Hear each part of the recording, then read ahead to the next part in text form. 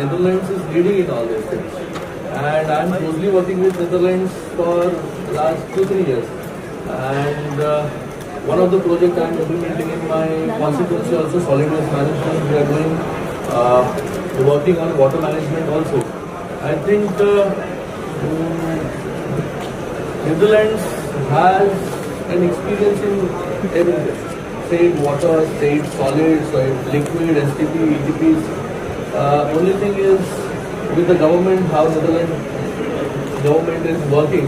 And I think we have already done it in Ambernath, but one project is going on. I think that can be a benchmark for other municipal corporations. So I wish you all the best, more to take from today's exhibition. Thank you very much. Ma'am, please come close, ma'am. You know, as an SDGs advocate, I get the privilege of being a part of such important opportunities of collaboration and partnership. And I think the most critical thing that one has learned over time is that the really big problems of our times can only be solved with collaboration.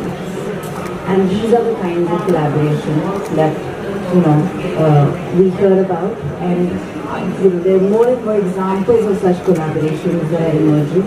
And I'm very, very grateful for this trade fair. I'm grateful to IFAD India for creating the platform for people all over the world driving solutions to engage with local solution makers and of course build partnerships with government and civic bodies and industry across all sectors. So thank you for having me, and I'm very, very grateful for your innovations and interventions. Thank you. So I still have a question. So it happens to be that I'm Consul General. How is it to be ambassador? Well, my role is very different from yours. You're an advocate for your country, I'm an advocate for the earth.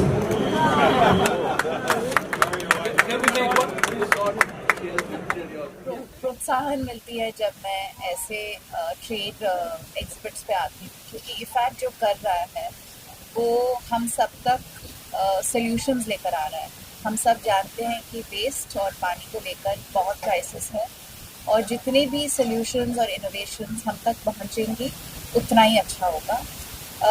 सबसे ख़ास बात इस fair की ये है कि यहाँ पे बहुत सारे नेशन से, अलग अलग दुनिया के कोनों से डेलीगेशंस आए हैं, जिन्होंने वेस्ट और वाटर ट्रीटमेंट प्लांट्स के जो एग्जांपल्स हैं और जो उनके सक्सेस है वो हमको प्रदर्शन करने के लिए यहाँ पे खड़े हैं।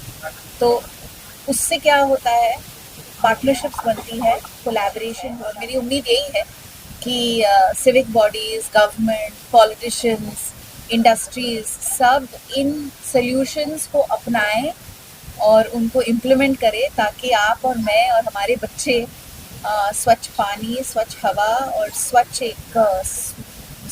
और स्वस्थ एनवायरनमेंट में जी सकें। राष्ट्रीय दिवाली है, क्या कुछ करना चाहेंगे के लिए? Thank you. हम सब जानते हैं कि दिवाली रोशनी लेकर आता है अंधेर से, राइट? और हम ये भी जानते हैं कि नॉलेज इज़ लाइट। और तो उम्मीद हमेशा यही रहती है कि हम सब हमारा नॉलेज बढ़े, हम वही काम करें जो दुनिया में रोशनी फैलाए और दिए जला। Thank you. मुझे लगता है कि IFAD के माध्यम से यहाँ पर एक एग्जीबिशन का आयोजन किया है, और जो वाटर ट्रीटमेंट हो, सॉलिड वेस्ट मैनेजमेंट हो, अलग अलग जो सिटी को ज़रूरत है, जो अर्बन एरियाज़ को ज़रूरत है, उसके बारे में जानकारी देने के लिए देश विदेश से यहाँ पर अलग अलग कंपनीज आई। मुझे लगता है कि इसका उपयोग हमारे शहरों को ज़रूरी है, और एक कोलैबोरेशन होना बहुत ज़रूरी है इन कंपनीज के बीच में और हमारे म्यूनिसिपल कॉर्पोरेशन और सरकार के बीच।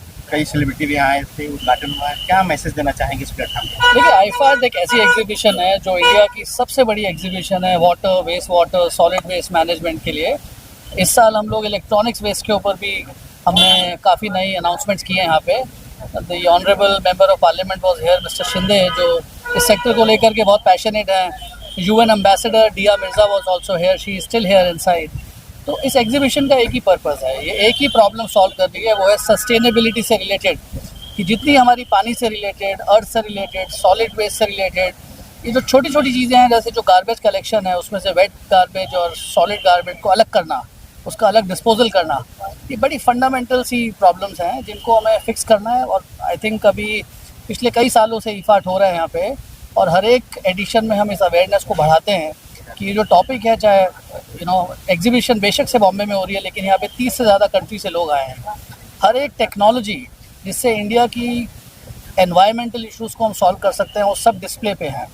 तो we invite the entire ecosystem, जितने भी लोग इस इकोसिस्टम से जुड़े हुए हैं उनको हम बुला के बोलते हैं कि देखिए आइए, जो सॉल्यूशंस आपको चाहिए वो सब डिस्प्ले पे हैं, आके इस चेंज का हिस्सा बनिए। यही इफाट का मेन मोटो है। सर, ऐसे एग्जीबिशन से मेक इन इंडिया को कितना सपोर्ट मिलता है? लेकिन आप देखिए यहाँ पे डिस्प्ले पे आधे से ज़्यादा कंपनीज इंडियन है, तो make in India has a big role to play. इसमें से कई ऐसी फॉरेन कंपनीज हैं जिनको इंडियन पार्टनर्स चाहिए होते हैं, तो टेक्नोलॉजी नो हाउ ट्रांसफ़र करती हैं और लोकली इंडिया में बनाती हैं। सो ये सब चीज़ें मेक इन इंडिया को फ्यूल करती हैं। सूनर और लेटर ज़्यादातर ये इंटरनेशनल कंपनीज इंडियन कंपनीज में टर्न हो जाएंगी। ये हमने सारे सेक्टर्स में देखा है, यहाँ पे भी ऐसा ही होगा। Thank you sir. Thank you.